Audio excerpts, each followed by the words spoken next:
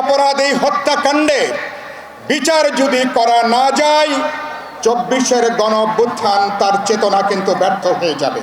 আওয়ামী লীগের বিচার এটা কোনো প্রতিশোধ প্রতিহিংসার বিষয় নয়। র্যাবের ড্রেস কোড, পুলিশের যে ড্রেস কোড, সেটা পরিবর্তন করা দরকার। কি 16টা বছর বাংলাদেশকে তারা একটা নরকে তারা পরিণত করেছিল, এবং আওয়ামী লীগের 16টা বছর আওয়ামী লীগ পরিকল্পিত গণহত্যার যে তাদের যে অপরাধ, সেই অপরাধের সাথে আমার পিলখানা হত্যাকাণ্ড বলি, আমার সেখানে আলেমদের হত্যাকাণ্ড বলি, আমার সেখানে অনেকগুলো ঠান্ডা মাথায় হত্যাকাণ্ড তারা সংগঠিত করেছে।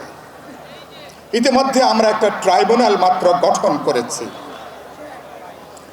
একটা ট্রাইব্যুনালে সমস্ত বিচার করা যাবে কিনা আমি জানি না, অনেকগুলো ট্রাইব্যুনাল গঠন করা দরকার। কারণ এই অপরাধ, এই হত্যাকাণ্ডে বিচার যদি করা না যায়, 24-এর গণ-অভ্যুত্থান তার চেতনা কিন্তু ব্যর্থ হয়ে যাবে। ঠান্ডা মাথায় যেসব হত্যাকাণ্ড সংগঠিত হয়েছে, সেগুলোর যদি বিচার করতে না পারি, আমার 1,500 ছাত্র শ্রমিক জনতা তাদের যে শাহাদাত বরণ, সেটা কিন্তু ব্যর্থ হয়ে যাবে। এটা ফলে আওয়ামী লীগের বিচার এটা কোনো প্রতিশোধ প্রতিহিংসার বিষয় নয়। অপরাধ সংগঠিত হয়েছে, গণহত্যা সংগঠিত হয়েছে, ঠান্ডা মাথায় রাষ্ট্রীয় সন্ত্রাস তারা সংগঠিত হয়েছে। ভবিষ্যতে রাষ্ট্র সমাজে ন্যায় বিচার নিশ্চিত করবার জন্যে এই বিচার হওয়া দরকার। আমরা সবাইকে রাজি আছি এ ব্যাপারে? সবাইকে আমরা ঐক্যমত এ ব্যাপারে?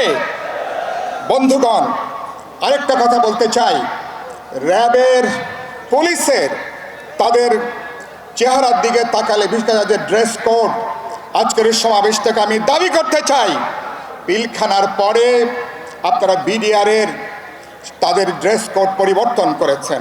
অনতি বিলম্বে আমি মনে করি র্যাবের ড্রেস কোড, পুলিশের যে ড্রেস কোড, সেটা পরিবর্তন করা দরকার। ওদের দিকে তাকালে মনে হয় এক একটা ঘাতক বাহিনী ওদের ওই পোশাকের নিচে লুকিয়ে আছে কিনা। আমি কি সত্য কথা বলছি?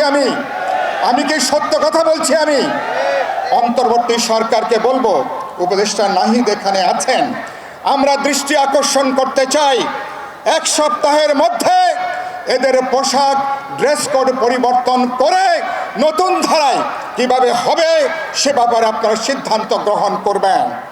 2 নম্বরে আমরা যে কথাটা পরিষ্কার করে বলতে চাই, আওয়ামী লীগ মানুষকে হত্যা করেছে, মশা মাছিকে মানুষ যেভাবে হত্যা করে সেভাবে এরা বাংলাদেশের নাগরিককে সেভাবে এরা হত্যা করেছে। গুমহা পরিবারের সদস্যরা 4 মাস পার হয়েছে, এখন অধিকাংশ তারা ফিরে আসেনি।